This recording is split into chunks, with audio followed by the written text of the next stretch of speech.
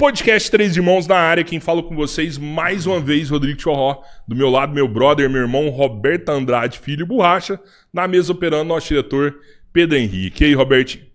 Esse bigode, bicho. Rapaz, aqui agora virei autoridade. É? Você tá parecendo bigode xerife, essas paradas assim, Rapaz, mariachi. Aqui o povo não tava me respeitando. Falei, pô, vou deixar o bigode, quero ver quem não respeita o caboclo com um bigode desse aqui. E falar em respeito, hoje a gente tem um convidado de muito respeito aqui na nossa casa, hein, Robertinho? Com certeza, um histórico, assim, pra mim, quase inacreditável. Alguns pontos eu chego a pensar assim, como conseguiu fazer isso? Sabe? Que são números que realmente me deixam impressionados. Pois é, quem trabalha muito consegue bons resultados, né? Delegado Palumbo. Uau! Obrigado. Eu que agradeço, estou feliz de estar aqui com vocês. Vamos bater um papo aí, falar do que vocês quiserem, não me furto de pergunta nenhuma.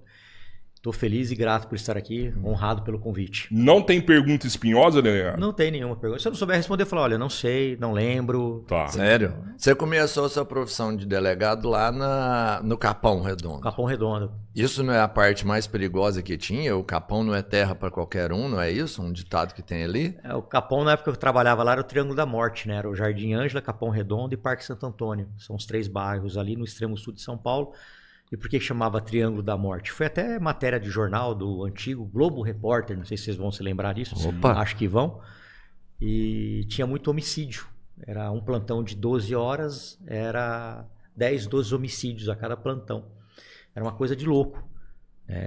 Não tinha viatura, não tinha gente para atender. E o meu primeiro plantão foi numa sexta-feira à noite. Eu vim de Ribeirão Preto, tive uma reunião com o seccional, tinha acabado a academia, curso de formação.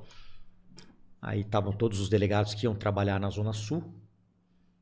Aí o seccional, eu não lembro o nome dele. Lembro da fisionomia, mas não lembro os nomes. Me falhou a memória agora. Falou assim, um de vocês está de plantão. Na hora eu pensei, sou eu.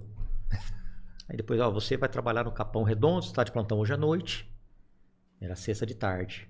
Já fiquei por lá mesmo. Não sabia nem chegar. Aí uma viatura me levou até lá, foi me ensinando a ir até lá. Na época não tinha Waze, não tinha nada, né? Era guia. Eu cheguei no plantão, me apresentei. Em determinado momento, fecharam a delegacia.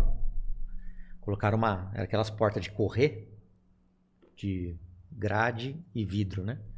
Colocaram uma tábua. Eu falei assim, por que vocês estão fazendo isso? Por causa de resgate de preso. Como assim resgate de preso? Não. Aqui tem 200 presos aqui atrás. E era uma época que tinha muito resgate. As quadrilhas iam, né? Resgatavam os presos. Atacava a delegacia para tirar os presos de dentro da cadeia. A maioria dos DPs de São Paulo tinham preso. Sim. Aí, cara, eu novato, 26 anos. Tá bom, fecha essa aí, né? E abria só. O que você veio fazer aqui? BO do quê? Não, isso aqui você vem amanhã durante o dia. Porque não tinha segurança mesmo. Era eu, 2 investigadores e um carcereiro e um escrivão. Com 200 ladrão lá atrás. E nesse plantão noturno, o carcereiro chamado João Banana, era o apelido dele, chegou para mim assim, por volta de meia-noite, mais ou menos, não lembro mais um horário. Falou assim, delegada, eles chamam de doutor, né? Doutor, tem que entrar na carceragem. Eu falei, por quê? Tem que bater grade. Eu falei, o que é isso, bater grade? Não, vamos lá. Doutor, tem que entrar aqui. Aí eles começaram a bater assim para ver se tinha tatu, que é o buraco. Depois nas grades. Bom, agora vamos entrar lá dentro e bater grade. Aí você fala, você teve medo? Claro que eu tive. O medo mantém a gente vivo e todo homem tem medo. Covarde é um homem que não enfrenta os seus medos. Entrei, beleza. Voltei. Falei, caramba, saí lá de Ribeirão Preto, já caí aqui no Capão. E aprendi muito lá, diga-se de passagem. E depois me jogaram aqui. Fizeram a mesma coisa com outro delegado também novato. O cara pediu para ir embora. Falei, eu não fico aqui. Não aguentou bater grade. Pediu exoneração. Não é que você tá com 200 ladrão lá e quando você entra na cadeia, você tira sua arma e deixa fora. Você não entra armado dentro da cadeia. Sim, senão os caras vão te pegar. Na verdade, eu não precisava fazer isso. Mas como eu era novato, Loki, não sabia como é que funcionava o procedimento, eu falei, vambora. Tem que enfrentar, vamos enfrentar. Porque o delegado geralmente não faz esse tipo de trabalho. Não é o trabalho do delegado fazer isso, é o trabalho do carcereiro. Na época, né? Que hoje não existe mais essa profissão carcereiro. Hoje era tudo agente policial. Sim. Aí fizeram com o colega delegado.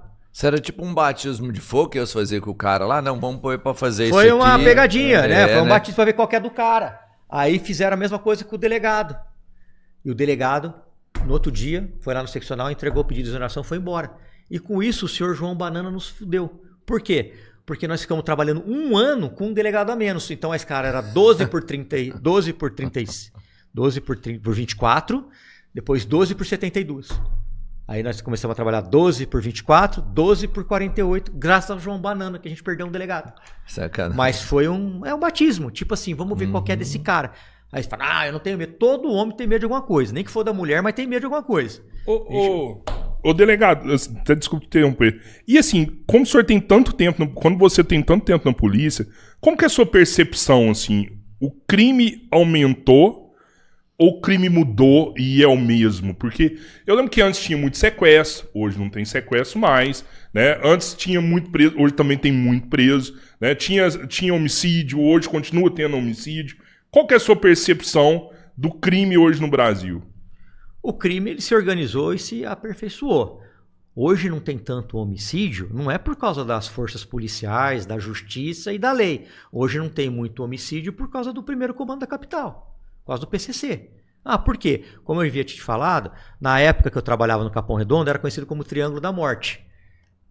Tinha muitos homicídios. O que o crime começou a perceber? Toda vez que se mata alguém, vem a polícia científica, a PM fica lá preservando o local e vem as equipes do DHPP, Departamento de Homicídio, para fazer a investigação. Coalha de polícia. Fica a polícia o dia inteiro no bairro. Então o que eles perceberam? Não é bom negócio matar na periferia e largar lá. Não que eles não estejam matando. Não é bom negócio. Por quê? Porque você atrai a polícia e aí a gente perde dinheiro na venda de tráfico, na boca de fumo, no tráfico de drogas. Aqui, por exemplo, se a gente descer, aqui vai bater lá na Roberto Marinho, né? Antiga Espraiada, é isso? Se não me engano? Pois é, ali tem umas biqueiras lá. Sim. Eu já prendi muito ladrão, traficante ali, mas muito mesmo. Muito bem. Então eu sei andar nessas comunidades até hoje. E a gente sabe quem é o olheiro, quem é o traficante, quem trabalha, o policial da área sabe quem é. Como a base do GOI, do Grupo de Operações Especiais que eu trabalhei era aqui no Campo Belo, eu ficava muito aqui nessa região. O que eles começaram a fazer? Para matar agora, vai ter que pedir permissão.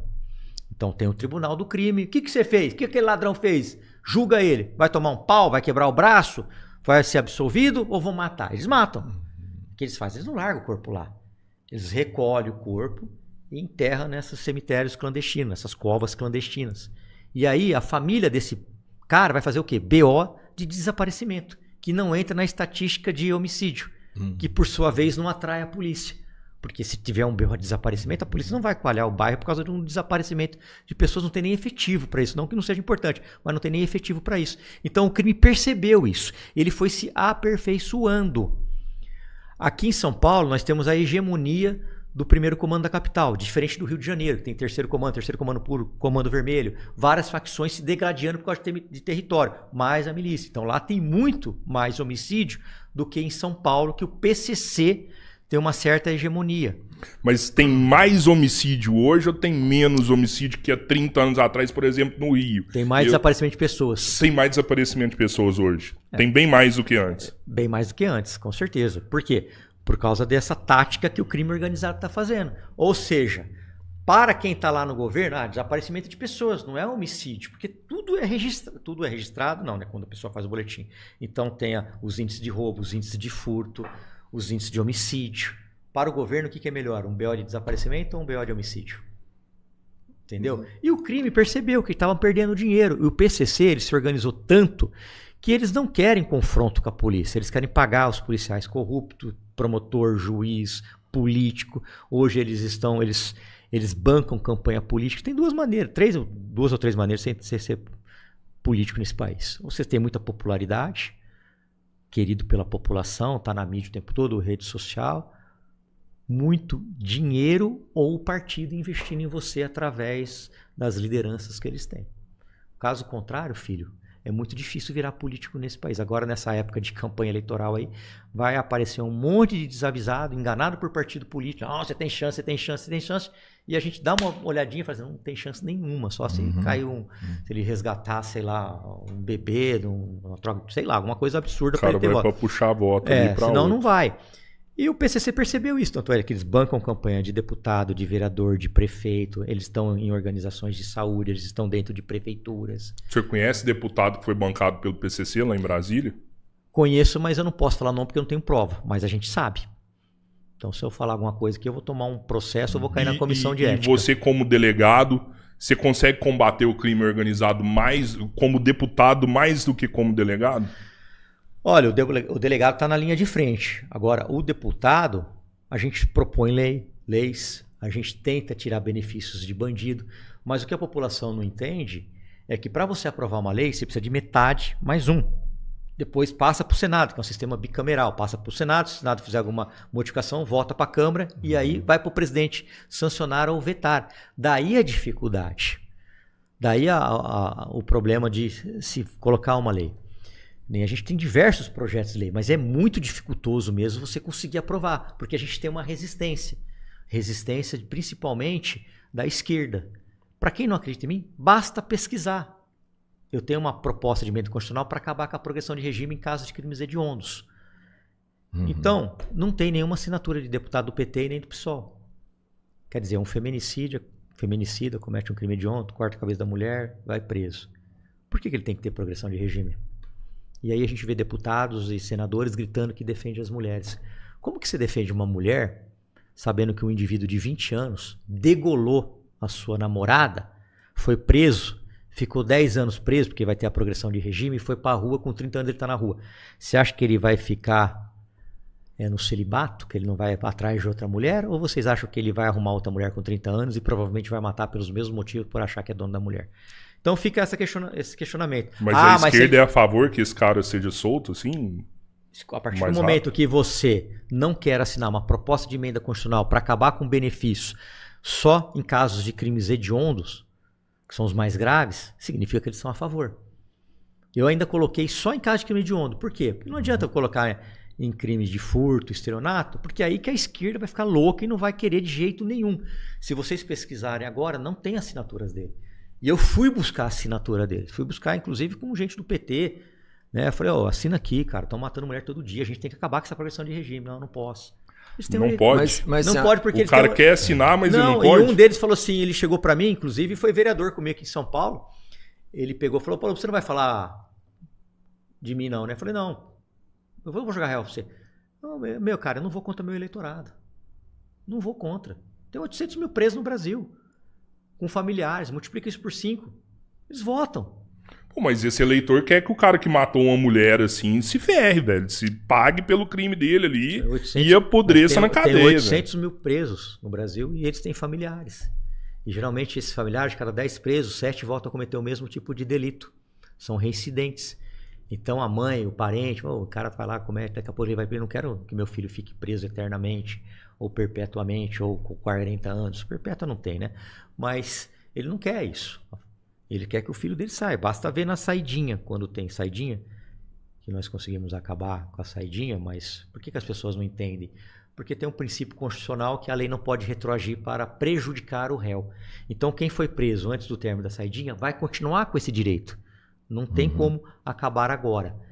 E você vai na porta da cadeia, quem está lá? É a mãe, é a avó, é a filha. Se você passar em porta de cadeia feminina, tem pouquíssimas pessoas na fila de visita. Se você passar na porta de cadeia masculina, você vai ver a quantidade de mulher que está lá para visitar os seus filhos, seus esposos.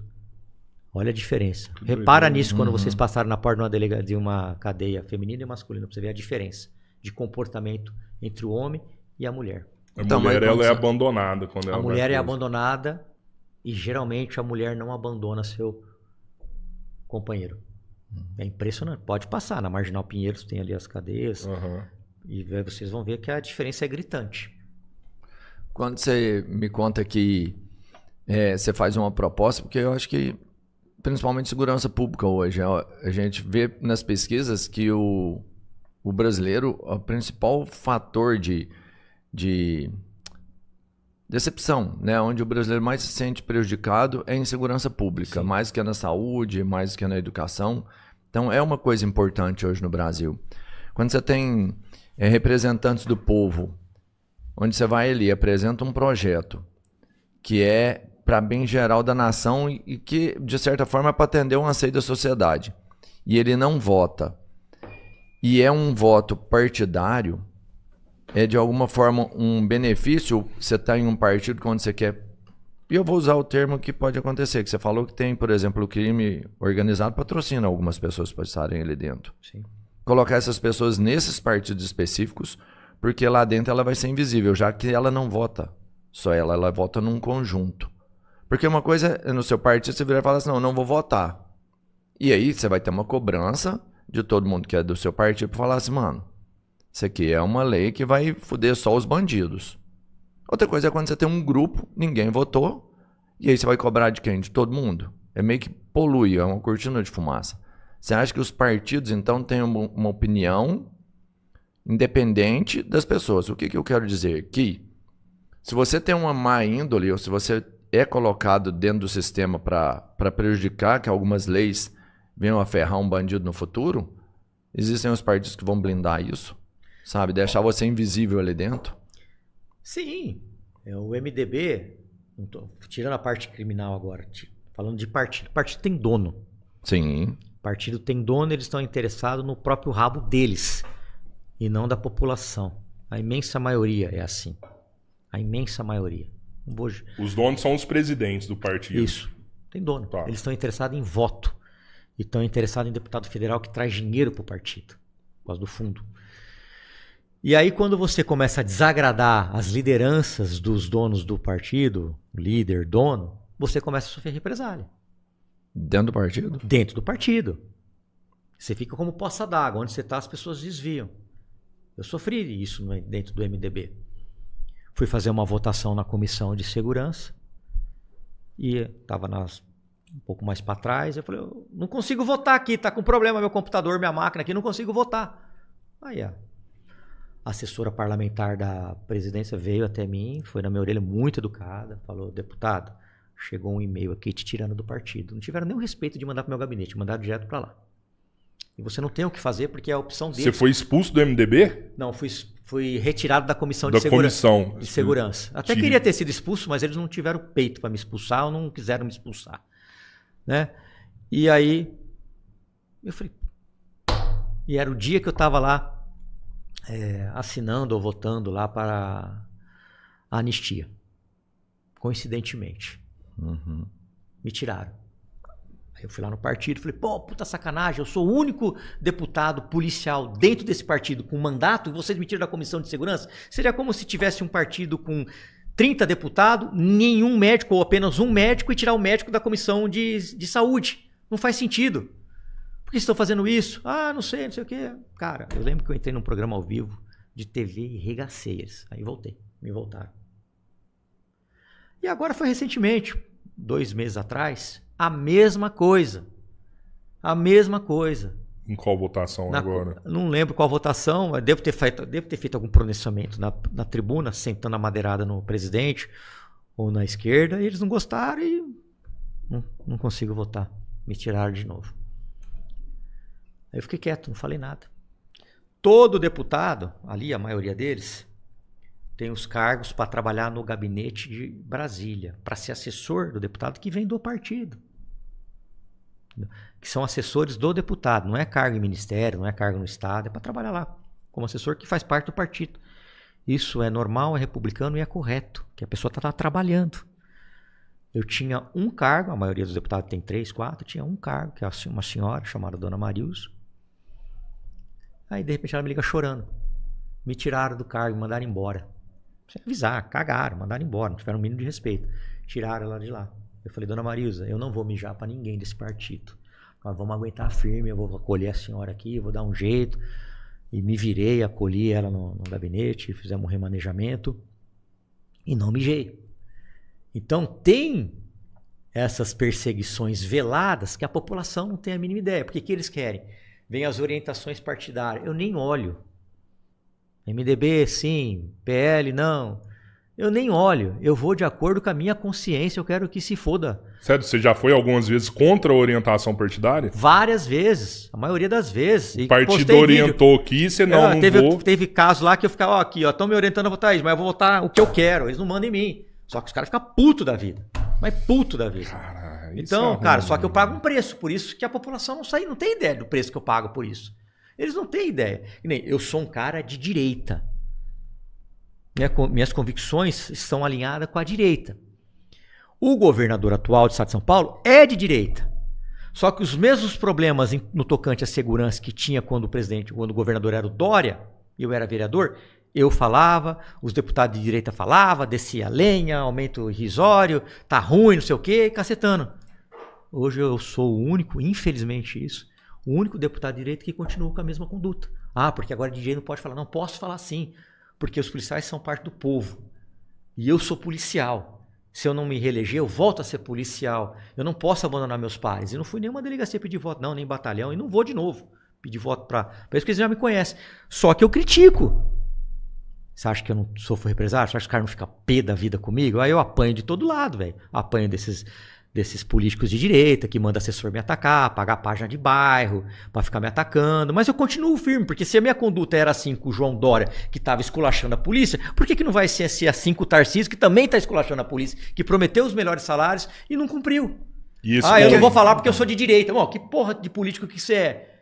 Que é isso, velho? Quer dizer que pau que bate Chico não bate em Francisco porque é de direita, ou porque é de esquerda, ou porque é de centro, agora virou. Não pode falar nada? Cara, eu não quero cargo de governo de estado, não quero cargo na prefeitura, não quero cargo no governo federal, mas eu quero independência. Tanto é que uma das coisas que eu falei para a presidente do Podemos, que é a Renata, falei: olha, o que eu quero? Independência, que eu vote de acordo com o que eu achar que tem que votar e que vocês não me enchem o saco.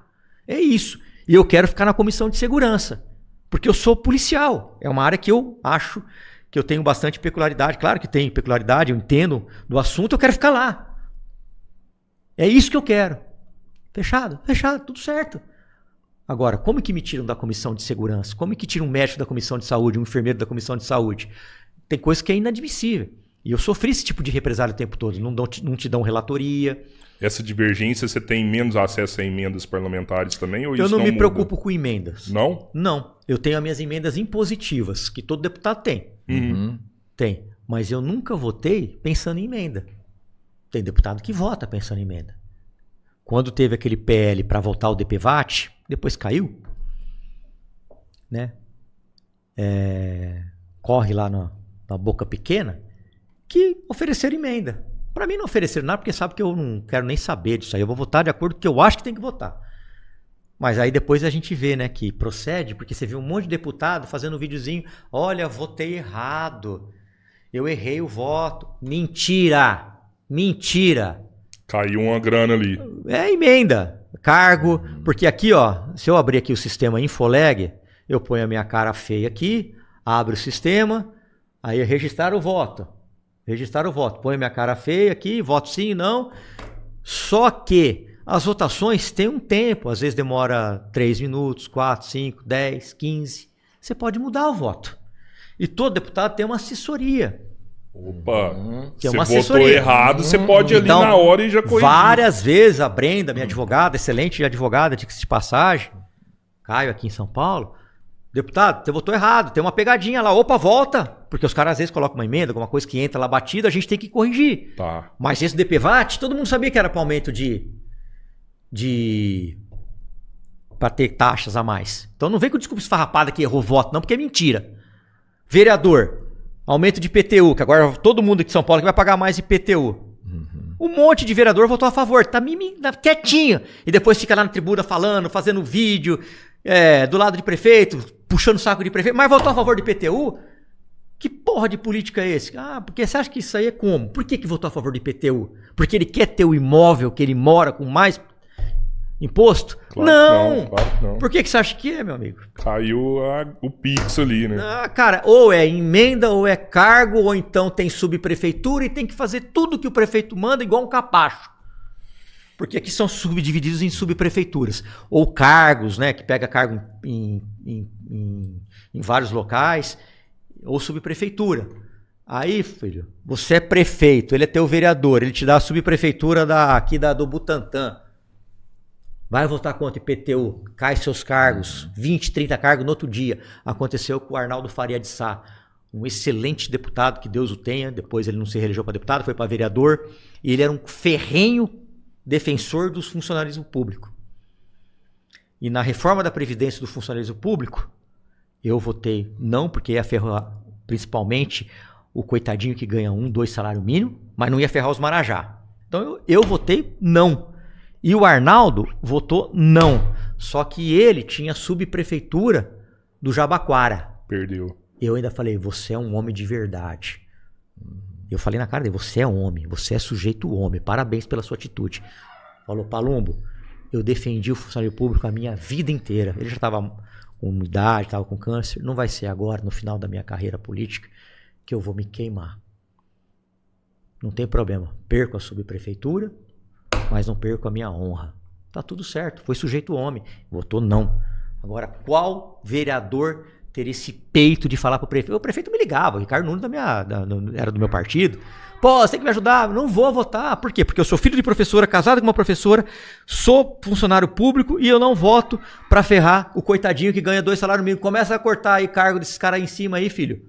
Vê quanto se quer cortar. Não quer. É sempre o coitadinho que tá lá embaixo que se ferra. É sempre ele. Não vou votar contra ele. Não vou votar contra esse povo. E não votei. Sustentei. Palumbo, a galera assim, é do Brasil. Você tem um estigma que hoje no Brasil é unânime, é que o político ele é malandro, ele é safado, ele é desonesto. Ele é oportunista. E é. E esse é o que acontece aqui hoje. E não é por acaso.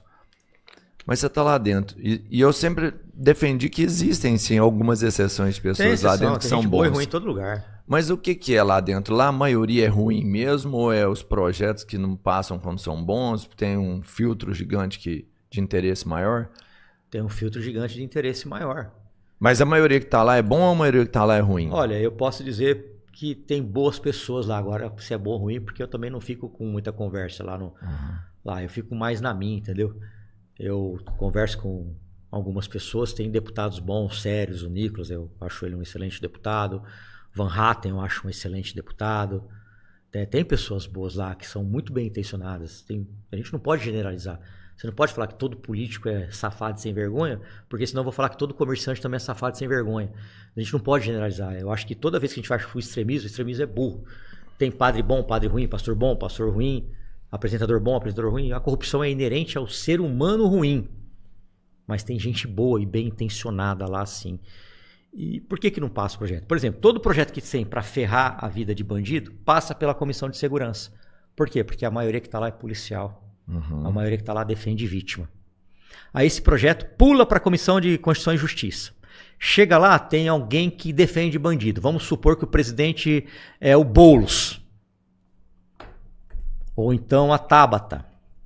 Ou então Sâmia Bonfim, que na primeira legislatura do ano dela, acho que ela votou contra o fim da saidinha. Ela senta em cima desse projeto e não deixa, não coloca, não pauta. Não pauta. Aí o projeto fica parado lá. O que eu posso fazer? Nada. Não tem uma urgência, sei lá, um A urgência é só no que interessa de... para eles, para o governo, para os líderes partidários e para eles. Eu já vi projetos lá de trocar nome de ponte, tramitar em regime de urgência. Fiquei revoltado. Fui na tribuna e cacetei. Qual que é a urgência de você mudar o nome de ponte? Agora, projetos pra gente, que para mim é de suma importância, você acabar com o benefício de preso. Porque o preso, cara, ele sabe que a lei ele vai lançar o cara solto. O meu amigo André deixou a moto dele ali fora. Se essa moto for furtada e o PM abordar ele ali na Roberto Marinho, esse cara é preso em flagrante. Ele não tem passagem nenhuma. Ele vai ser solto amanhã na audiência compulsória com 50% de ser solto. Ou mais, porque ele é primário, não tem passagem. Suponhamos que ele roubou a moto, furtou a moto, passou para outro e ele perdeu a moto. Só que o cara foi preso através de câmara, caramba. Aí o André fica com o carnê lá de 5 anos para pagar, 60 meses. Eu penso nele. Só que tem político que vai pensar no preso. Não, tem que ressocializar. Ressocializar, cara, a gente tem que ser bom sujeito quando a gente está fora da cadeia. Dentro da cadeia, cara, ele tinha que provar aqui fora que ele é bom sujeito. Ah, tem crimes e crimes. Tá, você furtou lá um celularzinho, você tem uma chance. Depois chega, velho. Aqui no Brasil não, o cara é preso 10 vezes, 12 vezes, 20 vezes. Um ladrão lá no Rio de Janeiro foi preso quase 80 vezes, salvo engano. E o juiz soltou. 80 vezes ele foi preso, furtando. O juiz soltou com a alegação de que não tinha certeza que ele ia voltar a delinquir. Esse juiz, ele é casado com uma socióloga que uma vez deu uma entrevista muito famosa dizendo que via lógica no assalto. É afiliada a quem? Ao PT, salvo engano. Então, fica bem claro de que lado eles estão. E não adianta você ter uma lei pesada, ter gente bem intencionada, se você tem um juiz que chega um preso lá, como vocês devem ter visto, que coloca um casaquinho no preso e manda o atendente, o escrevente, servir café para preso. Café. Então esse juiz tinha que ser punido, mas não vai ser punido. E a vítima, como que ela é tratada? Essa merda essa porcaria de audiência de custódia que só dá voz para bandido, que não serve para nada, só para dar voz para bandido. Se a gente pega um preso aqui, ele vai para lá para perguntar como ele foi tratado, se ele foi alimentado, não serve para nada, para ele sair. Então, eu vou te dar um exemplo. Quando começou a audiência de custódia, eu estava no Garra, eu era o 01 do Garra, que é da Divisão de Operações Especiais. E nós prendemos um sequestrador, acho que foi em Itaquá. E ele chegou para mim e falou assim: eu não cometo crime de sexta. Fiz a mesma cara que você fez. Por que, ladrão? Porque de sábado não tem audiência de custódia. Não tinha sido implementada a audiência nos finais de semana, nem feriado. Ou seja, rapidamente eles entenderam que quando ele comete crime de domingo para segunda, segunda para terça, terça para quarta, tem audiência de custódia, eles iam ter uma chance enorme de sair. E ele falou para mim... Mas na sexta ele ia passar o final de semana guardado. Na sexta não ia ter audiência de custódia. Ele ia ficar guardado até na segunda. Ele ia ficar... entendeu? O senhor acha que o sistema penitenciário hoje, ele cumpre o seu papel de ressocializar o preso? Quem tem que ressocializar o preso é ele mesmo. Você vai pegar um marmanjo aí de 30 anos, 20 anos e vai querer ressocializar ele, o cara já veio podre da rua. Não vai ser um policial penal com uma vara de cordão, vai bater na sua cabeça, agora você está ressocializado. Lê alguns livros aí, vai trabalhar. Então não, esse sistema nunca funcionou. Não, funcionaria assim, tipo, se você colocar limites e regras e a gente entender que preso não tem que ter boiada. Pô, você tá lá preso, você matou, você roubou. Eu vou fazer greve de fome. Foda-se você, morra de fome, velho. O problema é teu, quem tem filho grande é elefante. Não quero comer, foda-se, morra de fome. Queimei o colchão. Ótimo, você vai dormir no chão, na pedra. Foda-se você vai dormir na pedra. Eu quebrei, foda-se. Não, queima o colchão, dá um colchão. Faz greve de fome. Não pode. 4 refeições por dia, com bananinha, com mistura, e vem encher o saco. E não trabalha, porque não é obrigado a fazer isso trabalhar. Põe esses vagabundos pra trabalhar. Porque o cara vai pensar, eu não quero voltar mais pro celular nunca mais, que é um inferno na minha vida. Mas chega lá, ele tem um celular, tem visita íntima, não precisa ser casado, a menina se cadastra, vai lá visitar ele transa dentro da cadeia, tem TV. Aí tem uns iluminados imbecis vindo do governo federal que quer dar aula de jiu-jitsu pra preso. E tem dinheiro pra isso, Paulo? Tipo assim, a partir de agora não tem saidinha, né? Não vai ter progressão. A gente vai manter o cara preso aqui. Então, assim, eu acredito que se isso acontecer, a população carcerária do Brasil ela vai multiplicar 5, 6 vezes. A gente tem dinheiro para bancar essa estrutura, construir mais presídios, deixar as pessoas mais tempo presas. Hoje a gente vai ter que aumentar imposto aí. Onde que a gente vai colocar essa conta? Não. Mas como é que vai pagar isso? Como é que vai pagar? Porque o cara vai parar de roubar. Você fala assim, puta, cara, os caras estão se fudendo lá, né, meu? Os caras estão se fudendo. O ladrão, ele pensa nas consequências. Ele sabe das consequências. Aqui, por exemplo, você chega ali fora, tem um comércio lá que tem uma viatura do Garra, da Rota e do GER parada lá, com 10 caras com fuzil. O cara vai roubar lá? Ou ele vai dar uma andada pro bairro do lado lá, ou não tem polícia nenhuma e vai roubar do outro lado? Ele não é burro, ele não quer morrer. Agora, se o cara falar assim, agora a gente tem que trabalhar, a gente vai se fuder, vai ter que pagar a comida, vai ter que pagar a estadia, se queimar colchão, não tem celular, tranca. E o cara vai falar, o quê? Vai sair lá fora pra essa molecada nova aqui, ó, que enfia o dedo na cara de polícia toda hora, que acha que pode fazer o que quer? Eu não quero isso pra mim não, mas o cara sabe que sai na audiência de custódia, sabe que tá suave, é igual o Estatuto da Criança e do Adolescente. Que lá é um salvo-conduto para adolescente cometer crime. Você acha que um cavalo de 15, 16, 17 anos não sabe o que está fazendo? Sabe muito bem o que está fazendo. Meu filho de 13 anos sabe o que está fazendo, sabe que é errado. Aí sabe, não dá nada. Eu vou lá e bato e saio, bato e saio, bato e saio. Se a gente passar agora aqui na rua Palmares com Roberto Marinho, vai ter um cara vendendo a porra de uma droga. E vai ser, a maioria das vezes, menor. Você leva pra delegacia, ele sai antes dos policiais, por causa da lei. Agora, eu pergunto pros presos, porque eu acompanho muito o trabalho policial. Eu pergunto para os presos, até hoje eu pergunto, se você soubesse que ia ficar preso 20 anos, você ia estar traficando? 100%, claro que não. Se você soubesse que ia ficar preso 50 anos por roubar os outros, meter o cano nos outros, você ia roubar? 100%, lógico que não. Lógico que não. Mas tá suave pra mim. É isso que eles falam. Você acha que a população carcerária ia reduzir? Eu acho que ia. Podia no começo explodir, mas depois ia reduzindo. Os caras se fodem mesmo, hein, meu? E põe pra trabalhar esse povo. E você não tem que perguntar. Isso deu certo, Palumbo? A gente tem, porque é legal você copiar. É o Salvador. De Deus. O Salvador prendeu todo mundo ali. Foda-se. Né? Tá aumentou a população carcerária. Foda-se. E agora ele tá tendo que privatizar, oferecer serviço para país pra pagar a conta. E aí? Mas é melhor a gente pagar por uma coisa que funciona. Que a conta aumentou lá. Mas tudo bem. É igual o Sampa Prévia aqui em São Paulo que deu certo. Sampa Prévia não, Smart Sampa, que deu certo. Porra, é caro. É 10 milhões por mês. 10 milha.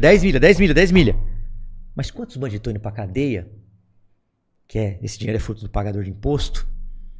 Bandido, estuprador, latrocida que tá indo pra cadeia, que não tá estuprando uma filha, uma tia, que não tá matando um adolescente por causa de um celular. Então, é caro? É. Mas ou a gente trata a segurança pública de maneira enérgica, sem tolerância, ou a gente vai ver vagabundo saindo pela audiência de custódia e metendo cano. É isso.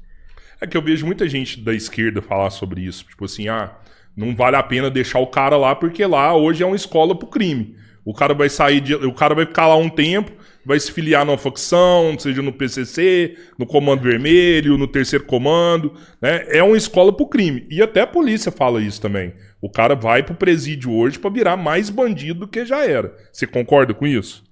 Então, aí deixa o cara preso lá que não sai nunca mais, ele faz a escola do crime e continua lá dentro. Aí ele dá aula pros presos lá dentro que não sai também. Faça isso, tolerância zero. Agora, eu sou favorável a gente separar pequenos criminosos e grandes criminosos. O cara tem uma ficha, roubo, latrocínio, extorsão, facção, caramba. Aí você pega um furtador de celular e coloca junto com o cara. A gente tem que separar presídio. Só que governador nenhum quer construir presídio, porque você perde voto. Mas alguém tem que ter coragem de fazer. Alguém tem que ter coragem de fazer isso daí. É um problema que tem que ser sanado. Perde voto. Você pega uma cidade de 20 mil habitantes, constrói um presídio, não é só os presos que estão lá. Os familiares vão junto. Começa a morar ao redor. Cara, você falando de governador, o Caiado lá em Goiás, ele diminuiu a criminalidade lá em níveis assustadores. E ele não fez mais presídio lá, fez? Então, ele fortaleceu a polícia dele, né? Porque não necessariamente... Vai colocar a câmera aqui. O Tarcísio falou que não ia colocar a câmera, mijou. O Caiado não mijou. Quem manda por isso sou eu sou governador. Não vai colocar a câmera, pronto, acabou. Não vai colocar a câmera. Fortaleceu a sua polícia. Tolerância zero. Polícia ostensiva na rua, delegacia funcionando, patrulhamento, investigação, polícia científica que não pode estar sucateada. É isso que tem que ter. Agora aqui você vai em São Paulo. Vamos lá. Tem várias delegacias. Dezenas de delegacias que fecham a noite, final de semana e final de semana. Fecha a noite, feriado e final de semana. O policial fica servindo como um zelador. Zelador policial. Você está ali no centro, você é roubado na Rua Augusta. Você vai para o RDP à noite. Está fechada a delegacia. Puta, vamos pagar um pouquinho, eu vou ali em Perdiz, fechada. Você vai pra lá, fechada. Você acha que o ladrão não sabe disso? Aí você te pergunta, um bairro populoso como esse aqui, no Brooklyn, quantas viaturas você acha que fica rodando à noite que entra ali no rádio patrulha? Aqui deve ter mais de 500 mil pessoas juntando alguns bairros aqui. Sim. Quantas pessoas você acha que fica? Quantas viaturas você acha que fica? O efetivo é mínimo. Mas quantas você acha que fica? Dá um chute aí. 10, 20, 30? Eu ia falar umas 15. Se tiver 3 é muito, meu irmão. Para. Então tá bom, ué. Só 3 viaturas tem Araguari, 100 pois mil habitantes. Então, mas pouco. aí junta com Força Tática, junta com o BAEP, aí dá um pouco mais. E tem ação delegada que tá matando os policiais. Nossa, tá ganhando dinheiro, tá matando. Não. Quando que o policial descansa? A saúde mental do policial. O policial tem que ter salário, tem que ter descanso. O policial, ele faz ação delegada, não é porque ele quer, é porque ele precisa fazer ação delegada. E se você for no interior, você pega uma cidade de 30 mil habitantes, tem uma viatura que às vezes tem que atender outras cidades. E se não tiver ação delegada, para o patrulhamento. Tem uma falta de efetivo de mais de 20 mil policiais militares, mais de 10 mil policiais civis. E aí os deputados de direita não falam isso, porque não quer atingir o governador. Só que eu me recuso a ficar calado. Eu me recuso, porque eu tô vendo que os caras estão sofrendo. Puta, você não acredita em mim? Você também não acredita em mim, Rogério? Tudo bem. Você pergunta, para uma viatura na rua, se o cara se sentir confiança em você, ele vai falar a real. Vai falar que tá uma merda, tá ruim, tá difícil, ganhando 5 conto, aí se matando de fazer bico. Só tem que ganhar bem. Você quer dar dignidade para um ser humano? Você começa pelo salário, não é uma profissão comum, gente. É uma profissão que o cara tá armado. Se ele for reconhecido num roubo, ele morre.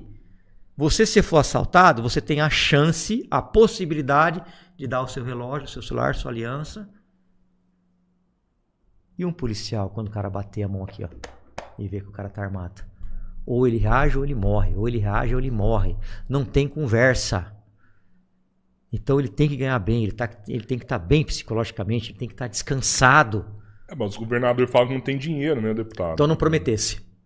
Se prometeu, não cumpriu, mesmo, o mentiu. Zema prometeu aumentar ali, reajustar. Então peraí. Então não façam promessa, porque a polícia de São Paulo está cansada de ser enganada. Prometeu, não cumpriu, mentiu. Pronto. Ai, você vai falar? Vou falar, ué. Como é que eu não vou falar? Eu tô falando mentira? Desafia alguém a falar que eu tô falando mentira aqui? Não tô mentindo. Pergunta para um soldado, para um carro, não pergunte para puxa-saco. Puxa-saco te derruba. E eu falei isso para o governador. Eu não sou de ficar tirando foto com político, de ficar, estou aqui com o prefeito, com o governador. Não faço isso, cara. Tenho vergonha, não fui eleito para isso. Vou ganhar uns likes aqui, ó. Todo mundo vai ver que eu tô com o governador. Foda-se, meu. Eu não tô aqui para fazer esse tipo de política, cara. Por isso que eu corro sozinho, a passos curtos, mas firme. Com a mesma conduta quando eu era vereador. Falei para ele, tá muito ruim, governador. O senhor prometeu os melhores salários, não cumpriu. Se o senhor não acredita em mim, não pergunte para os policiais que trabalham aqui no Palácio do Governo, porque eles ganham um pouco a mais. Eles não vão falar, porque eles têm medo de sair daqui. Aqui eles ganham a mais, tem um acréscimo. Pega um cara da confiança do senhor, que não seja policial, e manda perguntar na periferia, na quebrada, como é que tá o delegado de plantão, como é que tá o sargentão lá, que tá tomando conta da tropa. Vai no interior, governador. Tá ruim, o pessoal não tá contente. Falei pro Nico, você tá pegando uma bomba na mão, viu? Que vai explodir. Os caras estão descontentes. Por quê? Cara, você pode até não dar aumento porque não tem dinheiro, mas não prometa. Porque a gente ficou 20 anos no guarda-chuva do PSDB, que foi muito ruim pra gente, pros policiais. E aí a gente veio um que a gente acreditou, que a gente investiu, que nós fizemos campanha. Eu não usei a imagem do Bolsonaro, embora goste muito dele, e também não usei a imagem do Tarcísio para me eleger. Não usei a imagem de nenhum político para me eleger, porque eu queria ver se eu tinha voto, não se eu estava tendo voto porque eu estou lá do lado de alguém. Então eu tenho independência para falar. Mas fiz campanha para ambos. Vai continuar fazendo agora, Tarcísio? Depende quem vai ser o governador, né? Quem vai ser os candidatos, né? Tá. Não sei quem vai ser. Claro, vai fazer pro Flávio também? Depende de quem vai ser os candidatos. Farei sim. É. Farei. Porque eu não quero nesse quadro, eu não quero que a esquerda. Não, mas certeza. É. Certeza absoluta. Certeza. Vou fazer. Eu sou de direita. Você acha que o Flávio é um cara de direita? Eu acho que ele é um cara que está alinhado com a direita, né? O que é ser de direita hoje para você? Cara, Paulo? Eu acho que você tem os valores do cristianismo, do cristão, família. Eu sou muito família. Entendeu? Eu, por exemplo... Tem que ser cristão para ser de direita. Não necessariamente. Pode ser ateu também, mas eu estou falando de mim, né? No caso, né? Eu acho que você tem que defender a família. Eu sou contra a ideologia de gênero para criança. Eu acho que você tem que... Se você quiser virar mulher, cara, o problema é teu. Mas não faça eu querer entender que uma criança de 7 anos tem capacidade de escolher entre ser homem ou mulher e mudar o gênero dela. Não me faça entender isso, porque eu não vou entender nunca. Mas isso não acontece, acontece? Eles querem que isso aconteça. Crianças trans, quem que você acha que fica lá na Paulista com esses cartazes? É a direita ou a esquerda? Eles querem mudar o sexo da criança com 7 anos, com 8 anos. Só falar que existem crianças trans. Existem crianças que foram influenciadas por pais ou mães que pensam desse Porque jeito. você conversa isso com as pessoas da esquerda que defendem essa pauta de ideologia de gênero, os caras viram e falam assim, mano, isso não existe. Ah, não? A gente não quer mudar Manda o uma sexo foto de uma pra mim, criança. alguém aí, crianças trans. A gente não quer... Mas manda pra mim aqui. Não, eles falam assim, ó, a gente quer que essa criança que ela tenha um acompanhamento psicológico do tipo, mas não mudar o sexo dela. Criança, isso aqui você acha que é coisa da direita ou esquerda? Crianças trans existem. Então, eu não concordo com esse tipo. Eu não concordo com a sistolia fetal. Entendeu? O aborto, que é extremamente doloroso, que não é aceito nem na medicina veterinária, e foi o PSOL que entrou com uma ação, o Alexandre de Moraes deu uma canetada, indo contra o Conselho de Médicos.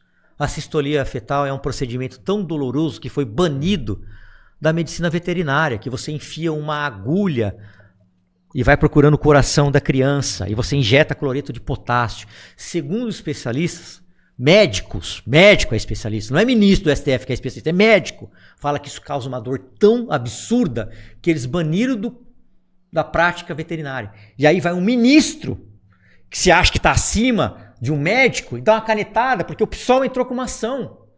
Eu não vou concordar com isso nunca. O senhor já derrubou alguma clínica de aborto aqui em São Paulo? Não. Dessas clandestinas? Não, mas teve amigos meus que já derrubaram. Que no Rio tem pra caralho, né? Não, eu não cheguei, porque eu fiquei 1 ano no Capão Redondo como plantonista, depois fiquei um tempo na Vila Clementina, depois eu parti lá para os grupos de operações especiais, que são grupos de apoio, né? Que a gente vai mais para ocorrências onde há possibilidade de ter confrontos. Que se proíbe e muitas mulheres acabam procurando esses métodos clandestinos aí, colocando a vida delas em risco. Mas o que a criança tem a ver com isso? Com 1 mês o coração já está batendo, já sente dor. O que a criança tem a ver com isso? Então quer dizer que você preserva uma vida e mata outra? Eu sou contra a pena de morte até para bandido. Os caras saem radical. Eu sou contra a pena de morte para bandido. Sou contra. Eu acho que em alguns casos tinha que ter. Assim, não, cara, eu sou a favor de uma prisão perpétua. Põe uma bola de ferro no cara e deixa ele trabalhar o resto da vida. Tirar o cara ali já e você entendeu? Tirar da terra. Não, sou a favor de ficar preso o resto da vida. Mas também não vou ser favorável de se matar uma criança. Isso é uma ideologia minha. Entendeu? Até porque... Você é cristão, né? Cristão não pode ser a favor de pena de morte, né? Exato. Não pode. Se for cristão e a favor de pena de morte, você tá certo. Você já se ferrou ali no céu. Você tá correto. Tem só o êxito 222, né? Que se o ladrão entrar e ferir, aquele que for ferido não vai ser... Legítima defesa. Legítima defesa. Aí tudo bem. Mas eu sou contra. Eu não acho... Quando você faz um aborto numa criança que já está com 6, 7 meses, o procedimento é o mesmo da cesárea. É o mesmo. Só que você mata lá dentro e tira. É exatamente o mesmo. Então eu não sou a favor. Eu acho que a gente tem que pensar antes. Você tem que pensar nas consequências. É uma vida que está lá. É um ser humano que está lá. É um ser humano que sente dor que está lá. Então eu não sou favorável. Você não acha que às vezes a religião acaba interferindo um pouco aí nessa pauta do aborto? Eu entendo assim, tipo, o cristão não pode ser a favor do aborto também.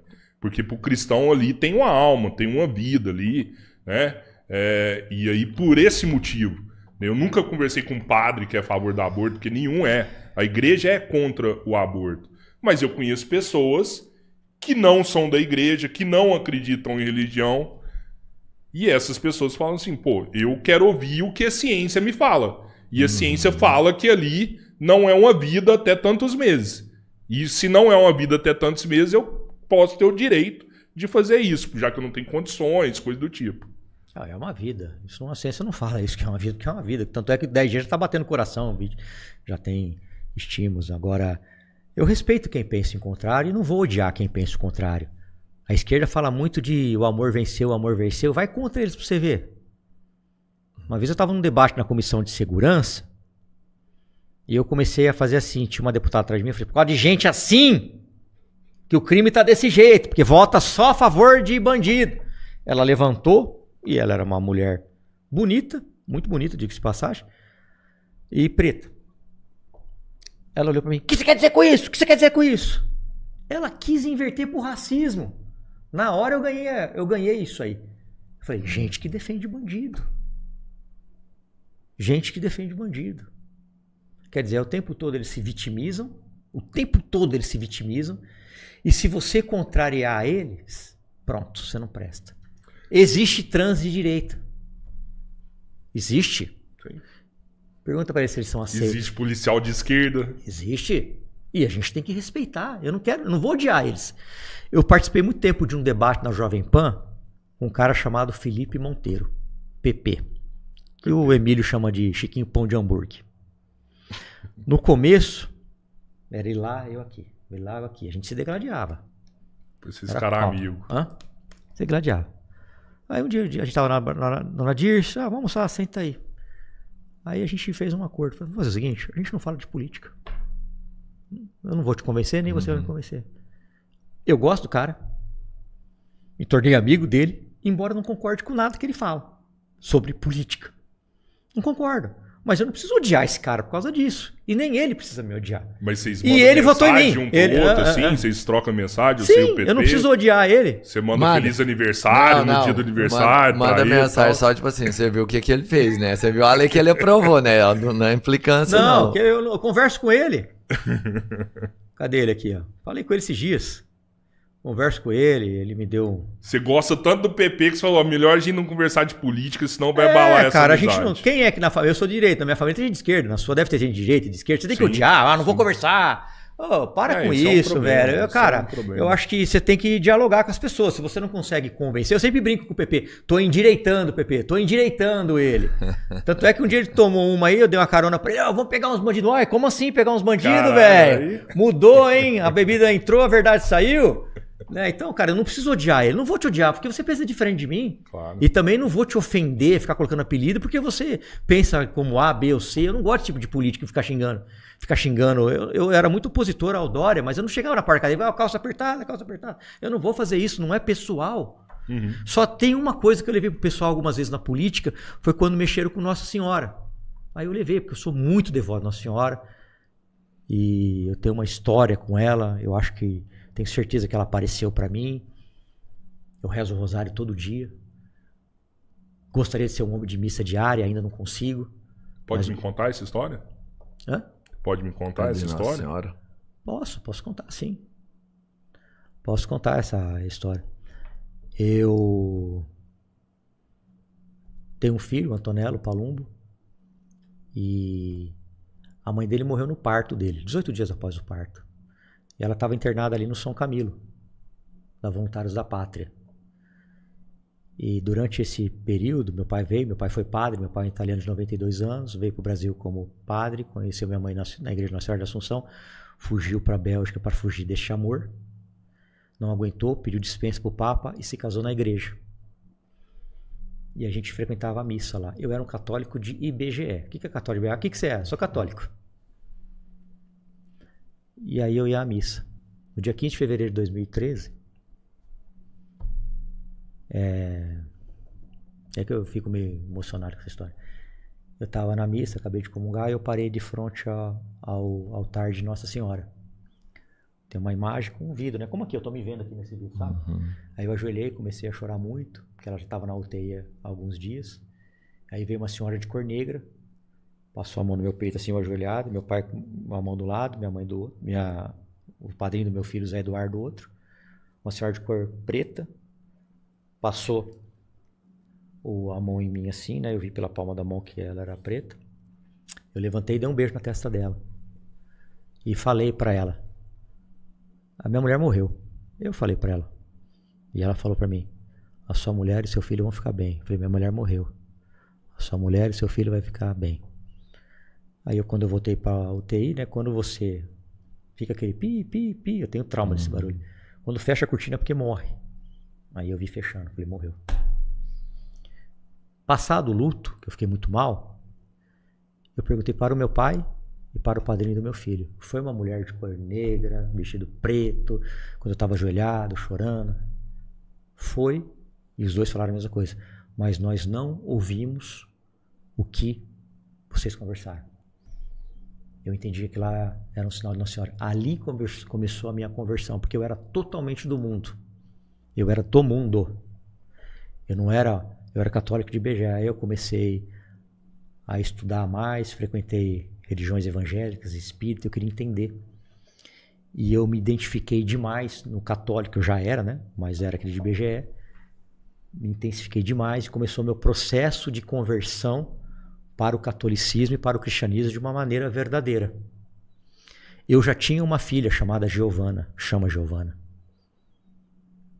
E hoje, eu já tava com a mãe dela, separamos, enfim, cada um foi para um lado. O meu filho, a minha mãe começou a cuidar dele lá em Ribeirão. Eu ia para lá, toda folga minha eu ia. Quando chegou a pandemia, tinha-se aquela crença de que as crianças não morriam, mas passavam para os idosos que morriam. Trouxe. E eu já estava me aproximando demais com a Sabrina, que eu já tinha filha. E aí a gente foi se aproximando. Eu pedi perdão para ela, porque eu era do mundo, eu era errado. Pedi perdão para ela. Nos casamos na igreja. E aí eu me converti definitivamente ao cristianismo. Comecei a rezar o terço todos os dias e frequentar a missa mais de uma vez por semana, ainda não consegui todo dia. Depois comecei a fazer rosários diários. Depois rosário do Frei Justo da madrugada, que eu estou fazendo agora já. Mais um da quaresma. E a minha vida melhorou 1000%. 1000% a minha vida melhorou. Comecei a fazer caminhadas todos os anos até o Santuário de Aparecida. E comecei a ser aquele católico de verdade. Pedi perdão para Deus, me confessei, pedi perdão, me confesso periodicamente, porque eu sou pecador, eu peco todo dia, todos nós pecamos. Mas, e aí eu entendi que a minha maior arma é isso aqui, ó. É o terço, que eu rezo todos os dias. Por isso que eu fiquei feliz quando você me mostrou o seu e falou que da sua mãe. Continuo usando, sua mãe provavelmente é uma católica de verdade. Isso só melhorou a minha vida, só melhorou. E um dos princípios do cristianismo é o amor, o maior princípio. Então eu não tenho que odiar você porque você pensa diferente de mim. Eu não tenho que odiar. Claro que de vez em quando a gente fica com ódio, quer matar, quer não sei o quê. Né? Eu tenho muita raiva de bandido, tenho raiva mesmo. Mas eu acho que você é de esquerda, de direita, não sei o que você é. Eu te conheci hoje. Eu não tenho direito de te odiar por causa disso. Nem você de me odiar porque você pensa diferente. Só que a esquerda, cara, não é assim, cara. Se você vai contra qualquer coisa deles, você vira o demônio. Se tiver projetos bons que for da esquerda, projetos bons para o povo, eu não vou pensar, não, isso eu não voto porque é de esquerda. Não. Quem é o destinatário final da lei? Todos nós, meus filhos, os seus, vocês, todos nós. Então eu não vou votar contra. Desculpa te cortar, mas recente aprovou ali no Senado uma lei, né, transformando misoginia, incluindo na lei do racismo. Né? Tem que tomar um pouco de cuidado com esse tipo de lei. O que o senhor acha? Tem que tomar lei? Um pouco de cuidado. O que vai ser misoginia? Eu falar que você está de TPM, como você falou? Ou eu falar, fazer uma brincadeira? O que vai ser misoginia? Tudo vai ser misoginia? Então todos os homens vão ser punidos por causa disso? Eu sou defensor das mulheres, eu acho que o cara que não tem direito de bater numa mulher, não tem direito de agredir uma mulher, não tem direito de maltratar uma mulher, mas a gente tem que ter um bom senso. O que vai ser a misoginia? Eu não tenho repulsa por mulher, mas nem tudo que uma mulher faz ou que a minha esposa faz, a minha filha faz, eu concordo. Eu não vou poder discutir. A gente tem que tomar um pouco de cuidado. Quem é que vai julgar isso? Então acho que a gente tem que... Mas você concorda que precisa fazer algo? Que muitas mulheres estão sendo vítimas. Sim, a gente precisa fazer algo. Discursos, red pill. Sim, não sei se você viu. Eu vi, isso aí é um bando. O que rolou com o tenente coronel lá. Você viu a conversa dele com a mulher que ele matou lá aquilo no WhatsApp? Lá, cara, eu vou falar pra você. Eu sou comentarista. Ele falou claramente, falou assim, eu sou macho alfa, você é a fêmea beta. Eu sou soberano aqui dentro da minha casa. Eu não concordo com ele, tanto é que eu sou comentarista do SBT. Não ganho nada pra isso, viu?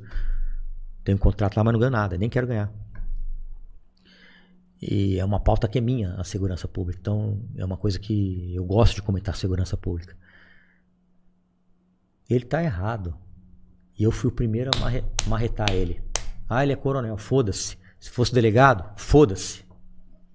A hora que eu vi ele com a arma na cabeça, eu falei, esse cara matou a mulher. Certeza, esse cara matou a mulher. Certeza.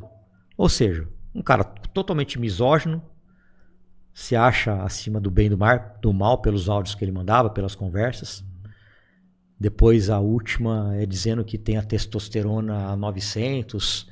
Cara, isso é coisa de cara que é extremamente egocêntrico e aqui, como é que eu esqueci o nome agora, me falhou a memória. Até falei hoje de manhã no SBT. Narcisista. Ele coloca todos os defeitos que ele tem na mulher. Isso é típico de narcisista. Não, porque ela quer separar, porque ela é ciumenta, porque ela não me aceita. É o contrário. O narcisista é isso. Ele põe todos os defeitos que tem nele numa terceira pessoa. E não é questão de ser homem ou mulher. Pode ser um homem contra outro homem. Ele pega todos os defeitos dele e coloca em outra pessoa.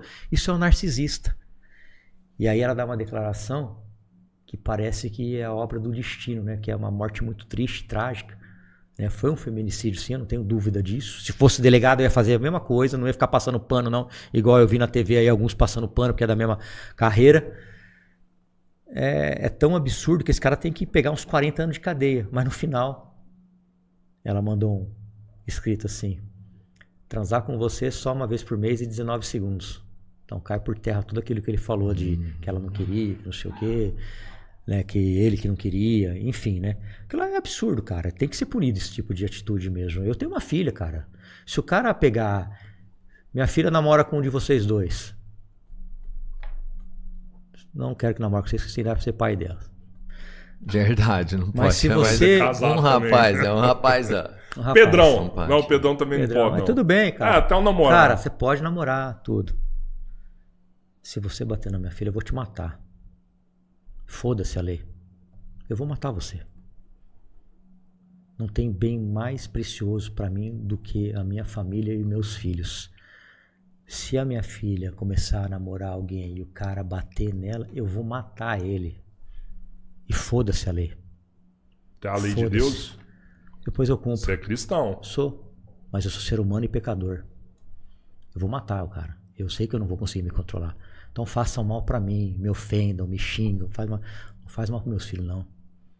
Eu não sei se eu vou conseguir me controlar e provavelmente eu não vou conseguir me controlar. Se o cara, eu nunca dei um tapa na minha filha e nem no meu filho. Eu já dei esculachos, principalmente no moleque, inclusive em sala de aula, na frente de todos os alunos e professor dele. Ele mereceu. Mas a minha filha, eu nunca dei um tapa nela, raríssimas broncas, ela é muito centradinha. Você acha que eu vou deixar um marmanjo barbado dar tapa na cara da minha filha, bater na minha filha? Eu vou matar o filho da mãe, véio. Vou matar ele, foda-se a lei. Depois eu me entrego, eu matei mesmo, mataria de novo, eu mataria 10 vezes se fosse possível. Foda-se. E do meu filho, cara, eu sinto tanto amor pelos meus filhos, pela minha família, cara, que não mexe com a minha família, cara, mexe comigo, o problema é comigo. Tem que ser... tem uma coisa, cara, que é impressionante, né, cara? O crime. O crime é terrível, é horroroso. Só que família é família, crime é crime. Eu estava investigando a máfia dos transportes como vereador, precisava de 19 assinaturas para abrir a CPI. E não consegui essas assinaturas. Precisava de 19, claro que não assinaram. E a minha família começou a receber ameaça. E um dos caras que ameaçou, a gente foi buscar, fiz BO, foi buscar lá na cidade de Tiradentes. Ele estava falando dos meus filhos. E aí eu perguntei. Depois a gente descobriu que era Loki, né? Mas me mandaram o recado. Falou assim, não tem nada a ver, a nossa treta é com você, não é com a sua família. Então não mexa com a família. Se você tem problema com alguém, você resolve com a pessoa, não vai na família. Família é sagrada, cara. Eu tenho isso comigo, entendeu? Eu mato e morro por eles, pronto, acabou. Então, e você não tem medo, por exemplo, da sua carreira? Porque você tem uma carreira até hoje, eu falei aqui no começo, com coisas incríveis, né? Você começa num lugar pior, eu vi... uma outra parte que você atuou aqui, sei lá, 600 apreensão de carro roubado em um ano. Tipo assim, você conseguia recuperar 2 carros por dia. A gente trabalhava demais, entendeu? Eu tinha uma equipe muito boa. Ninguém faz nada sozinho. Sim. Ninguém faz nada sozinho. Então, o que eu fazia? Eu dava o exemplo. Eu era o 01 do Garra, só que eu ia pra rua e dava cana. E eu falava pros policiais, vocês estão numa viatura de divisão de operações especiais, vocês estão com um fuzil. Vocês não sabem onde tem crime aqui? Então tá bom, então vamos descer aqui nessa parada, tem um tráfico aqui. Vamos lá na Guaianazes que tem ladrão de celular. Vamos atrás, vamos caçar. Nós estamos aqui para ajudar a sociedade. Ganha mal, então sai da polícia. Como uma vez o policial começou a reclamar comigo, ganha mal, não vai estar mais ouvir esse policial. Todo mundo ganhava mal. Todo mundo ganha mal. Mas ele enchendo, sabe? Eu não gosto de gente pessimista, não gosto de gente preguiçosa e não gosto de gente ficar reclamando na minha orelha. Eu falei, tá bom, cara, ganha mal. Peguei um papel em branco e falei assim, faz sua carta de demissão aqui que eu vou lá protocolar pra você. Você pede, não, pelo amor de Deus, então vamos trabalhar, caralho. Que a população não tem nada a ver que a gente ganha mal. A gente tem que lutar pra ganhar mais. Mas a gente tem que fazer por merecer. A gente tem que trabalhar. Nós temos que nos esforçar. Você não pode estar num grupo de operações especiais e ficar reclamando o tempo todo, cara. Eu não aceito isso. A gente tem que trabalhar. Então, eu tinha uma equipe, ninguém faz nada sozinho. Essas prisões não foi feito só por mim, foi feito por uma equipe. Sim. Você entendeu? A gente tem que trabalhar. Só que eu dava exemplo. Assim, se eu tô na rua como 01, podia estar no meu gabinete, no ar-condicionado, prendendo, você também tem que prender. Eu infernizava a vida de desmancheiro na boca das motos. Eu prendia, minha equipe prendia. Eu falei, por que uma vez um policial chegou pra mim e falou assim, ô delegado, eu queria uma folga, não sei o quê. É mesmo? Tá. Eu tinha um relatório lá. Você rodou 2.000 quilômetros com a viatura, você abordou tantas pessoas, você fez... Quanto tempo você prendeu sua última prisão? Ah, foi um mês passado. Não, não foi. Você tá 3 meses sem perder nem um pau no zíper. Beleza, irmão? Pode ir embora. Vai trabalhar. Caralho. Então eu controlava isso. Eu acho que a equipe é tudo, né? Quando você tem uma equipe lá que tá lá com você, o caramba demora pra formar essa equipe, não é fácil, né? Você já perdeu alguém de sua equipe? Cara, eu já perdi de maneira trágica. Já teve baleados, sim. Já tive um policial que eu gostava demais, Fernando Almachi, né? Que Deus o tenha. Mas ele morreu de forma trágica, acabou se suicidando. Polícia tem muito suicídio, cara. Um problema Muito de suicídio é a saúde mental. né? Mas por que isso, cara? O cara não descansa, velho. Ação delegado, o cara tá ganhando mais, é um bico oficializado, mas você tem que dar um descanso pro cara. Porque quando você não descansa, atrapalha até nos seus pensamentos. E o policial anda armado, tem que ter um reflexo rápido. Eu tô dormindo muito pouco esses dias, porque eu tô na quaresma, tô fazendo o rosário da madrugada das 4 às 6, como eu havia falado. Então chega 8 horas da noite, 8h30, eu já tô... Até meu assessor falou, tem um debate. Cara, não vou, porque eu não consigo mais raciocinar, cara. Chega uma hora que você não aguenta mais. Agora você imagina esse ritmo o ano inteiro, o tempo todo, 24 horas por dia. Cara, você tem que estar com a cabeça boa. E para você estar com a cabeça boa, os seus filhos têm que estar bem, a sua mulher tem que estar bem. Você tem que dar uma condição de vida legal para sua família, todo mundo trabalhando, seus filhos ali numa escola boa, ter um plano de saúde bacana, porque senão você vai trabalhar, se você for honesto, você vai trabalhar para você ter essa condição de vida. Mas e a saúde mental do policial? É isso que esses governantes não entendem. Eu já conversei com muitos policiais, assim, eles falam que tinha a sensação de no trabalho tá enxugando gelo, que você prende um cara hoje, amanhã tá solto, você topa com o mesmo cara que você já prendeu 5, 6 vezes. Aí eu fico me perguntando, será que pra gente não dar mais efetividade nesse trabalho, a gente não tinha que combater lá na ponta, lá, aonde o dinheiro tá entrando, aonde os caras estão financiando, não ia dar muito mais eficiência? Perfeito, a sua pergunta é muito boa, cara. E a gente tem que investir em investigação. Por quê, Rodrigo? Porque quando você coloca... O governador fez uma entrega de viaturas agora e Glock. Glock é uma baita de uma arma, inclusive tô com uma aqui. Beleza. Aí ele deu não sei quantas viaturas para a PM, deu 5 para civil. 5. A PM tem que ser valorizada, tem que ter bons armamentos, boas viaturas, mas eles se esquecem da investigação. Quem é que chega no André do Rap? Quem é que chegou no André do Rap? Sempre civil. Foi um delegado chamado Fábio Caipira, com toda a sua equipe, ninguém faz nada sozinho. Foi com a sua equipe que chegou no André do Rap, que foram presos ali em Angra dos Reis. O Garra, eu era o 01, apoiou, foi preso. Mérito todo da investigação. Fábio Caipira, delegacia de roubo a banco, prenderam. Ótimo. Mas prendeu graças à investigação. Depois foi solto lá pelos tribunais superiores. Agora, quando você não investe em investigação, a polícia vai enxugar gelo. A segurança pública se faz com os 3 poderes juntos. É o judiciário, não tendo juiz que dá café e casaco, que não solta o André do Rap lá em cima. Uma coisa que causou dor para os policiais, eu sei disso porque eu trabalhei nessa divisão, foi que o helicóptero do André do Rap foi apreendido pela polícia e, através de um ofício do delegado, dentro do inquérito policial, o delegado pediu para essa aeronave ser usada pelo SAT, que é o Serviço Aerotático da Polícia Civil. E este helicóptero, como ele não era blindado, não tinha as formações, não tinha as adaptações para ser trabalhado de maneira de patrulhamento, ostensivamente, para dar apoio em operações policiais, ele era usado para transporte de órgãos. Tem que ser rápido. Pega um órgão lá em São José dos Campos, manda o helicóptero, traz para cá, hospital, pousa lá, e a pessoa já tem que estar lá para ser operada, tem que ser rápido, senão você perde o órgão. Os policiais tiraram o adesivo chorando. Com dor, com tristeza, porque era uma coisa boa e o juiz mandou devolver, cara. Então não adianta nada você ter uma polícia que está lá lutando,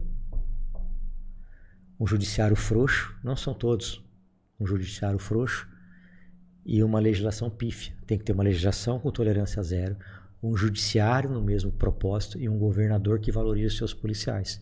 Se você perguntar para o policial, você quer ganhar 10 mil a mais ou você quer andar de Trailblazer? Você quer ganhar 10 mil a mais e andar de Blazer velha? Ou você quer andar de Trailblazer e ganhar 5 mil a menos? Ele vai querer o salário, cara. Lógico. E ele vai trabalhar por isso, ele vai se esforçar para fazer um bom trabalho, ele vai correr atrás de bandido, porque ele sabe que ele vai estar respaldado, que ele vai poder fazer só isso. Igual lá nos Estados Unidos, cara, o policial ganha bem, ninguém enche o saco se ele leva a viatura para casa, porque é mais segurança. Aqui, se você enfia uma viatura na garagem, o teu vizinho faz uma denúncia. Ah, tá usando a viatura. Como já aconteceu comigo, parei uma viatura na porta do Palmeiras lá para comer um milho de um ambulante, o segurança do Palmeiras veio brigar comigo, tem que tirar a viatura daí. Eu falei, se fosse de mala, você ia me encher o saco, cara? Você ia encher o saco se fosse de mala? Não vou dar bosta nenhuma, mano. Não tá atrapalhando nada aqui, porra. Isso aqui é uma viatura. Quer dizer, o cara, ele quer lá encher o saco, velho. Porra. Vai fazer isso lá nos Estados Unidos. É engraçado que a população brasileira, né, boa parte delas, desrespeita a polícia, xinga o caramba, mas quando chega lá nos Estados Unidos, né? Por quê? Porque sabe que ela vai se fuder no bolso e na cadeia. Lá você pode xingar um policial, mas põe a mão no peito dele assim, ó. Você pode ter 2 metros de altura, igual você é um cara gigante. Você vai tomar um pau ou vai morrer, meu irmão. E vai pra cadeia. E ninguém vai ficar lá dando, ai, coitadinho dele. Sim, agora aqui o cara bate no policial, dá tapa na cara, põe a arma no pescoço, atira no policial. Toma o preso e daqui a pouco do policial, rouba o preso do policial, o bandido do policial, rouba a arma do policial, avança nele, tira o... Então, você acha que o cara tem que ser solto? Eu não acho, cara. Eu acho que ele tem que apodrecer na cadeia. Então, mas você falou do salário, mas não seria ainda, talvez com a mesma importância, ter o suporte mesmo. Eu falo assim, um amparo. O policial saber que ele é protegido. Porque hoje o policial ele é perseguido mais do que o bandido. Mais que o bandido. Ele é cobrado da mídia mais do que o bandido. Sabe? Pelas entidades. Então, não teria que ter uma proteção policial para ele realmente ter poder de ação, porque eu conheço policial que ele já me contou. Falou assim, eu não vou... Eu vejo uma confusão, às vezes uma briga de família ali, ele não vai. Porque depois ele entra lá, o cara avança nele, ele entra para separar, a mulher quer avançar nele também, ele se ferra no trabalho dele, chega lá, a família...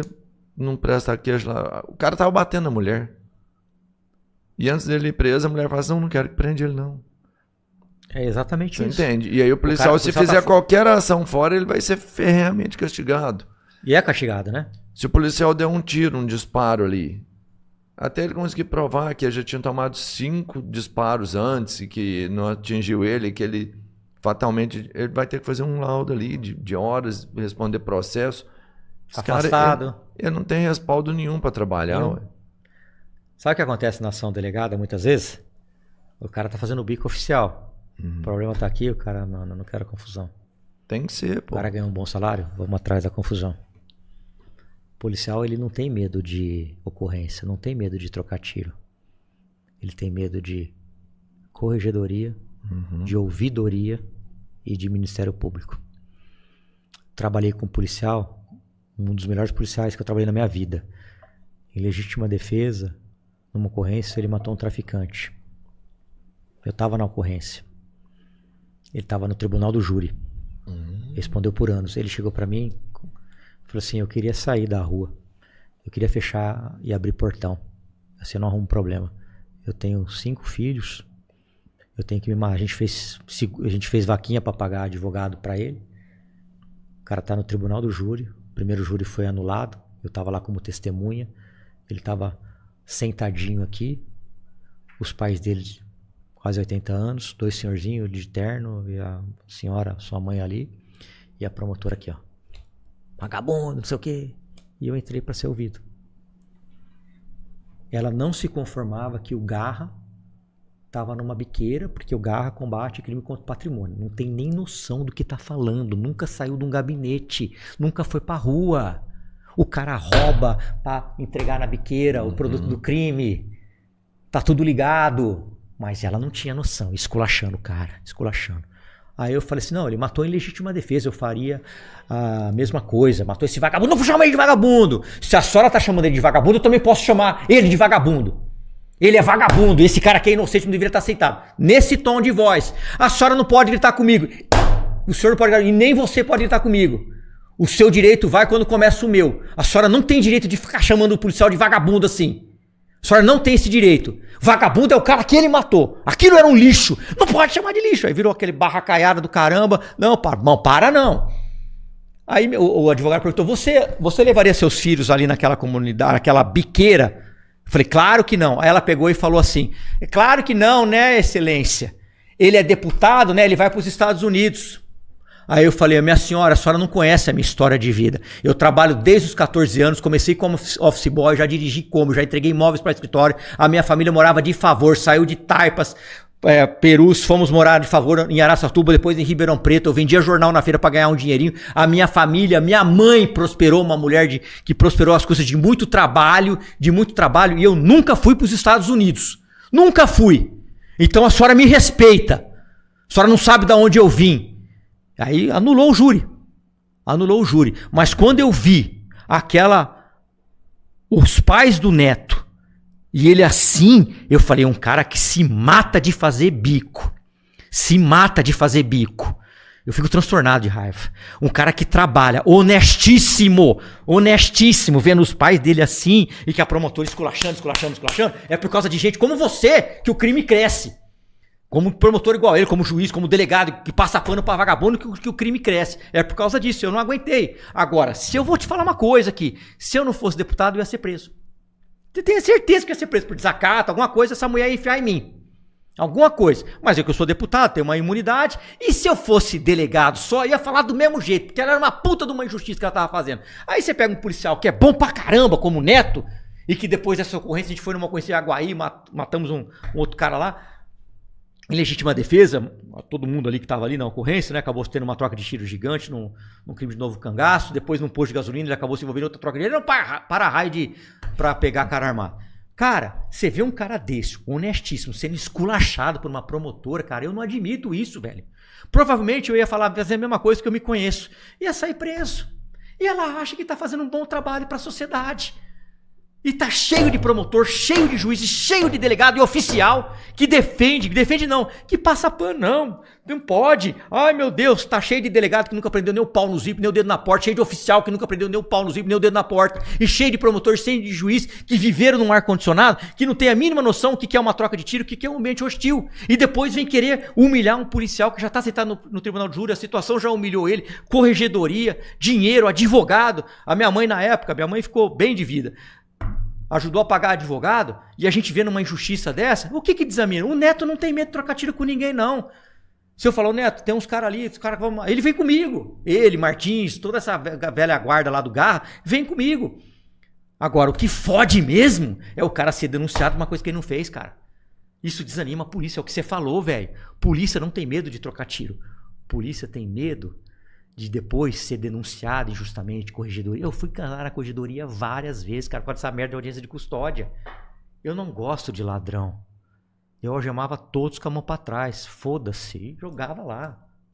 Ai, me tratou mal. O que é? Tem que dar um beijo nele, tem que colocar no colo? Aí eles reclamavam de mim. Ia lá explicar. Eu trato de maneira legal e firme. É mão pra trás, cabeça baixa, algemado com a mão pra trás. Foda-se você. Foda-se. Abriu o cabelo e jogava lá. Eu não vou tratar o cara, vem aqui, por favor, sem algema, imagina. É o caralho, quero que ele se foda. Entendeu? Então, cara, isso vai revoltando a gente, porque eu já fui vítima de roubo. Eu sei que é ser roubado. Com 14 anos, eu trabalhei pra comprar um skate, porque eu não tinha dinheiro. É a história do skate, né? E aí, cara, e eu trabalhei, eu queria ter um skate, era um skate ruim pra caramba que eu consegui comprar. Não era nem rodas narina. Era de pilha, não era nem rolamento. Não era o Shape Tron. Era um skate vagabundo, mas é que eu tinha dinheiro pra comprar. Aí trabalhei e comprei. Aí você é roubado. Aí eu cresci com raiva de bandido. E falei, eu quero ser delegado, quero ser policial. Nunca quis ser promotor, juiz. Não, eu quero ser delegado. Tentei ser tiro, não consegui. Investigador, não passei. Depois fui ser delegado. Então, cara, eu sei o que é ser vítima, cara. E aí você vê um promotor esculachando. A maioria é do bem dos promotores, juiz. Mas, sim, cara, você pega uns aí, cara, que é só por Deus, cara. É só por Deus. Fala, não dá pra aguentar, velho. Então, quando você tava falando, e eu já falei sobre isso, você tem uma atuação, um histórico aí que, porra, é espetacular, né, de ação. E você entra na polícia, você não tem medo de toda a sua história, porque você gosta demais da sua família, dos seus filhos, eu tenho certeza que você quer deixar para eles não só uma condição, talvez nem seja uma condição de vida, mas um exemplo a ser seguido, sabe? De valores, de pessoa.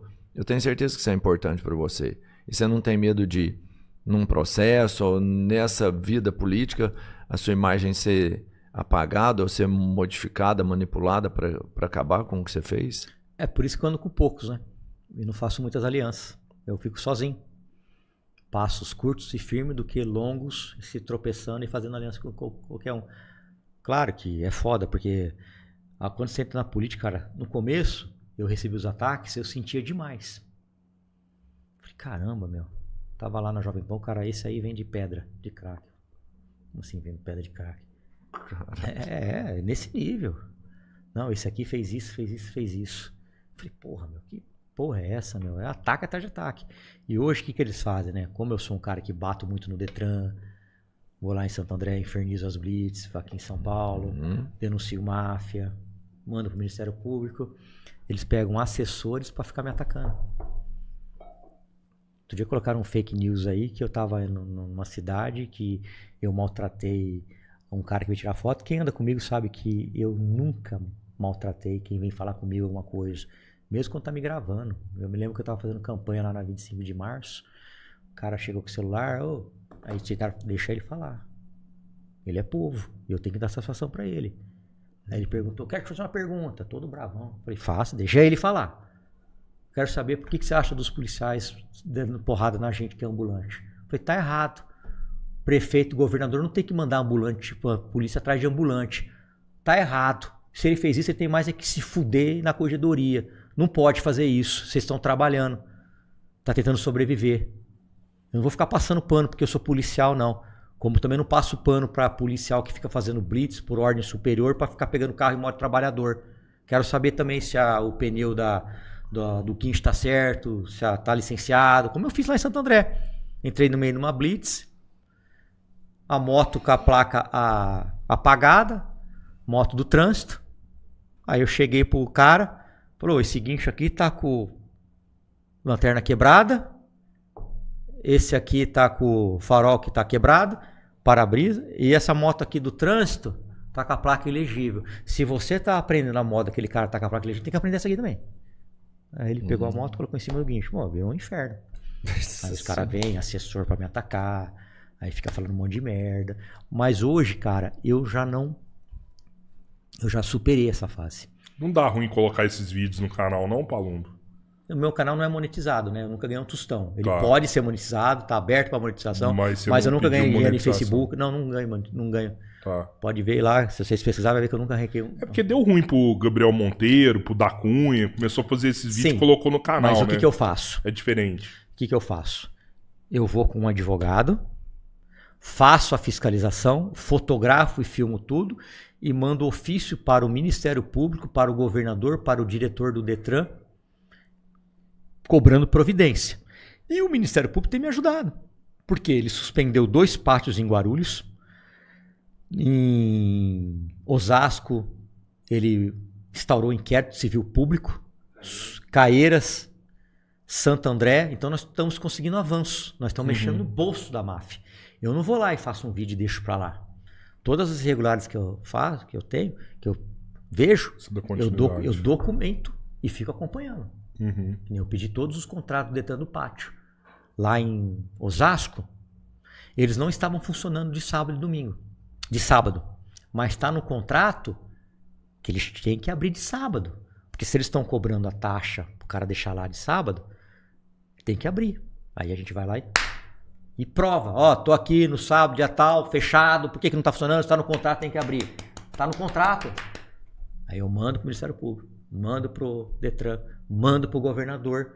E a providência cabe a eles agora. O meu papel de legislativo é legislar e fiscalizar. A minha parte eu fiz. E o Ministério Público tem me ajudado. Eles têm instaurado inquérito civil público. E aí tá doendo no bolso. Ah, mas aqui no pátio de Guarulhos está recebendo carro. Mas aí tem que cobrar o prefeito que está mandando a Guarda Civil apoiar o trânsito para ficar levando carro para lá. O Detran, ele é estadual. Então, a Polícia Militar já não pode levar para esses locais. Não, então, e fora os projetos de lei que eu faço. Se vai 30 motos em cima do guincho, não pode ser cobrado 30. Tem que, se não cobrar nada, ou então divide por 30. Se o pátio não abre final de semana e feriado, não pode cobrar. Não é justo com o cara isso. Se já pagou toda a documentação, a partir do momento que você pagou, demora 2, 3 dias para expedir o ofício. Você não pode cobrar 2, 3 dias a mais. O erro não é mais do cidadão do bem. Porque não é bandido. O erro é do Detran, é do pátio. Mas o que eles fazem? Olha a malandragem que eles fazem. Isso a gente conseguiu. Tanta gente bater, a gente está conseguindo melhoras. Eles expediam um ofício 4h30, 5 horas da tarde. O cara não vai lá pro Detran, tá fechado. E geralmente esperava para expedir quando? Na sexta. Não abre sábado, domingo. O cara se fode sexta, sábado, domingo. Aí você fala, não, mas é pouco. Não é pouco, cara. Você pega lá 80 contas de diária, dá 240 para um cara que ganha um salário mínimo, que depende do carro para trabalhar. Você fode a vida do cara, velho. Você arrebenta com a vida do cara. Aí o cara desanima, velho. Palumbo, no Brasil, desde a direta já, acho que a gente teve... É a última pergunta que eu vou te fazer aí, eu sei que seu tempo tá corrido. Mas desde a direta já, a gente teve metade dos governos de direita e a outra metade de governo de esquerda. É mais ou menos isso que tá rolando no Brasil hoje. Muita gente fala que os governos de esquerda combatem mais o crime do que... Eu falo esse crime de colarinho branco, do que governos de direita. Você concorda com isso daí? Vou te dar até outro contexto, né? Você pega agora no governo Lula, tá caindo o Banco Master, né? Eles bateram na Lava Jato também. Vários escândalos são descobertos e a Polícia Federal tem autonomia para investigar e combater todos eles. Agora a gente tá pegando ministro do STF, algo que nunca aconteceu na história do Brasil, chegando em ministro do STF. No último governo, o governo Bolsonaro, por exemplo, o Bolsonaro foi a público e falou, eu acabei com a Lava Jato. Porque no meu governo não tem corrupção. O que você me fala disso daí? Eu acho que todo governo tem corrupção porque você não consegue controlar, todo mundo está abaixo de você. Entendeu? Não é impossível. Um prefeito que tem 5 mil cargos em comissão saber... Eu, quando era vereador, entrei dentro da prefeitura e prendi um fiscal em flagrante. Então, cara, não dá. Todo governo Agora, tem corrupção. A corrupção é inerente ao ser humano. O que a gente precisa é de mais políticos com independência, cara. Como eu falei, cara, se é de direita ou se é de esquerda, não importa. Todos esses que estão envolvidos no escândalo do INSS têm que ser preso, tem que ser punido, tem que perder o mandato. Mas eles estão se blindando. O André Mendonça, eu acho que está fazendo um bom trabalho lá no STF. Está sendo imparcial. Mas será que os outros vão ser? Como que a mulher do Alexandre de Moraes tem um contrato de 120 milhões? Se é que tem, estão investigando. Como isso? Cara, eu acho que todos os ministros, tem até um projeto de lei disso, tem que ser juiz de carreira. Passar no concurso, juiz de carreira, para se tornar imparcial. Não ser o amigo do Lula, o amigo do fulano, o amigo do Beltrano, o amigo do não sei quem. E 2, 9 de carreiras, um representante do Ministério Público e um representante da OAB. Pronto. Mas tu acha que num governo de direita isso seria investigado? No governo Bolsonaro, esses ministros seriam investigados? Eu acho que não só deveria, como tem obrigação de fazer isso. Eu acho que é a transparência. A gente tem que parar de passar pano e ter político de estimação. Eu não tenho político de estimação. Eu sou de direita, eu não tenho político. Eu não me elegi nas costas de ninguém. Os caras votaram no delegado Palumbo. Entendeu? E eu acho que a gente tem que agir dessa forma mesmo. Agora, isso, o corporativismo tem em todos os lugares. Todos os lugares. Quando eu falei do coronel, se fosse delegado, eu ia falar a mesma coisa, como eu falei no caso. Que o delegado chegou a informação de que os delegados não estavam dando o laudo para o advogado. Eu falei, o delegado está errado, o advogado tem direito de ver os laudos. O advogado está lá com procuração da família e tem direito de ver o laudo. Não é facultativo isso, tem que mostrar para ele, sem ter a madeirada. Os caras não gostam. Mas foda-se, o problema é o corporativismo. Não, como é de direita, vamos nos blindar aqui. Como é de esquerda, vamos nos blindar aqui. E o povo é que fode. Agora eu vou te fazer uma pergunta. Você acha que o morador que está numa quebrada agora, ele está preocupado com essa polarização? Ou ele quer que o filho dele não seja roubado, que ele quer o remédio no hospital? Tá cagando. Cagando. E a gente fica lá, direita, esquerda. E eu falei isso na tribuna uma vez. Falei, cara, eu só fico vendo aqui, direita falando mal da esquerda falando mal da direita falando... Eu vou de direita, não nego. Vamos no Hospital Geral de Taipas agora, que vocês vão ver o inferno que tá lá. Geral de Taipas não, vamos mais perto, vamos aqui no Hospital do Mandaqui, que você vai ver 15 macas igual eu vi no corredor. Vamos lá em Ferraz de Vasconcelos, que você vai ver. Vamos aqui na delegacia, você vai ver o pessoal esperando horas ali para ser atendido, porque não tem policial. Isso não é pauta de direita e esquerda, cara, é pauta do povo. Fica direita, esquerda, direita, esquerda. Cara, eu sou de direita, mas eu não tô aqui pra ficar, não, porque é direita, porque é esquerda, porque é direita. Não, puta que pariu, caralho, o povo tá morrendo, tá sendo assaltado. E aí tem muito deputado aqui do estado de São Paulo que fica quietinho, não quer falar que as delegacias tá fechada, não quer falar que não cumpriu, que o governador não cumpriu. Eu vou falar. Aí, se o governador fosse de esquerda, ia ter deputado de esquerda aqui em São Paulo estadual que não ia falar nada. Ó, Isso que eu fico puto da vida, velho.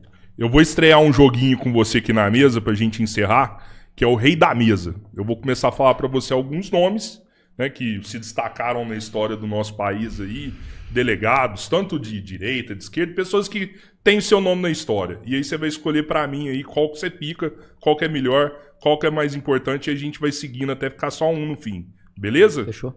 Então vamos lá. Vou começar aqui por ordem histórica. Pedro de Azevedo Gordilho ou Filinto Miller? Vai falando quem é isso aí.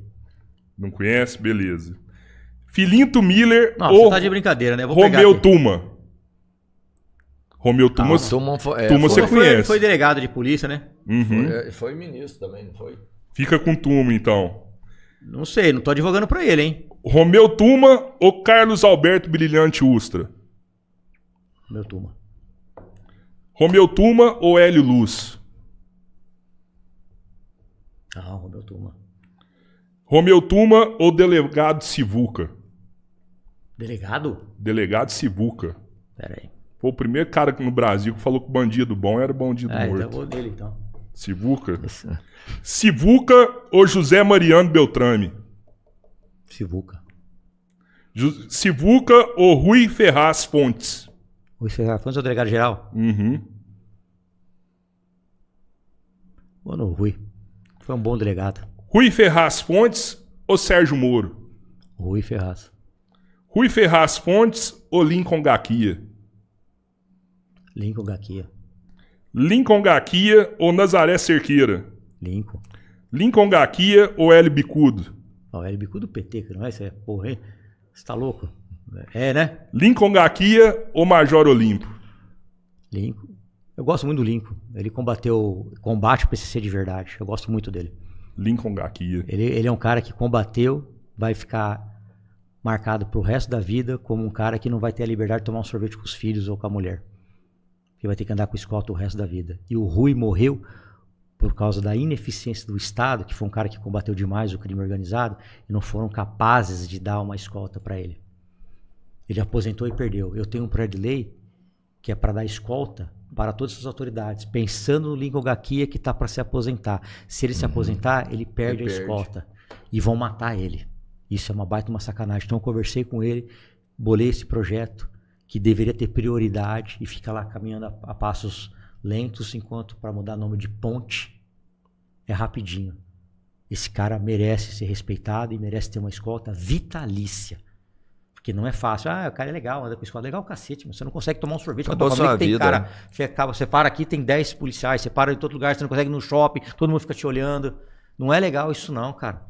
Não é legal. E esse cara aqui, se não der a escolta vitalícia para ele, vão matar o Lincoln Gaquia. E é uma baita de uma sacanagem, porque ele colocou o dedo na ferida do PCC. E o Rui Fontes mataram ele, que era um cara combatente, era um cara que... Eu não era amigo dele não, viu? Nunca fui amigo dele. Já tive até alguns problemas com ele, quando ele era delegado geral, que eu me recusei a entrar na divisão de operações especiais para complementar o Dória. Ele ficou puto comigo, me esculachou. Mas eu tenho que admitir, era um bom delegado, conhecedor do PCC, conhecedor do crime organizado, e ele não deveria ficar sem escolta. Perseguiram, seguiram, caçaram e mataram um cara por causa da ineficiência do Estado que não deu uma escolta para ele. E com o Lincoln Gaquia, se ele aposentar e perder a escolta, a ineficiência, o erro vai ser do Estado, que projeto de lei tem. Não precisa ser aprovar o meu, não. Pode aprovar outro. Ou o governador do Estado fala, não, ó, a escolta tá aqui. Ó. E vão matar esse homem. Obrigado, viu? Eu que agradeço, me perdoe se eu cometi algum equívoco aí. Que isso, foi da hora. Quem quiser te acompanhar, uma rede social. @delegado Palumbo. Todas as redes. Ó, sei que você cuida do seu corpo aí, que você treina. Ultimamente tá treinando nada com dessa quaresma aí. Não, vai, vamos mas que vamos. Mas amém, Eu ia te pedir uma, viu, meu? Usa creatina, tá? Essa creatina é a creatina da Soldiers, é a melhor e a creatina mais barata do Brasil, Com cupom de desconto 3 Irmãos, você consegue comprar a creatina no site a partir de R$18. Lá eles têm vários tamanhos, até 1 quilo. Então aproveita essa oportunidade usando o cupom do 3 Irmãos. E vou agradecer também o nosso parceiro aqui, né, Robertinho? Instituto Oliver Carreiras Policiais. Aí sim, hein? O Oliver, Sim. inclusive, mandou um abraço pra você, viu, Paulo? Gosto muito de você. Se você tem um sonho de ser polícia, né, bombeiro, polícia civil, delegado, procurem agora o Oliver. Ele é quem mais aprova em todo o Brasil. Tem material de estudo em todos os estados também, né? Concursos específicos, então não se preocupe onde você está, ele tem um material específico que você precisa para ser aprovado. E se você não terminou os estudos, procure mais rapidamente ainda o Oliver, ele tem o EJA, onde você vai concluir o seu ensino em um tempo mais curto, com certificado pelo MEC e parceria com diversas universidades. O Oliver é o cara que mais aprova no Brasil. Valeu, galera. Valeu, Até a próxima. galera. Flui. Fui.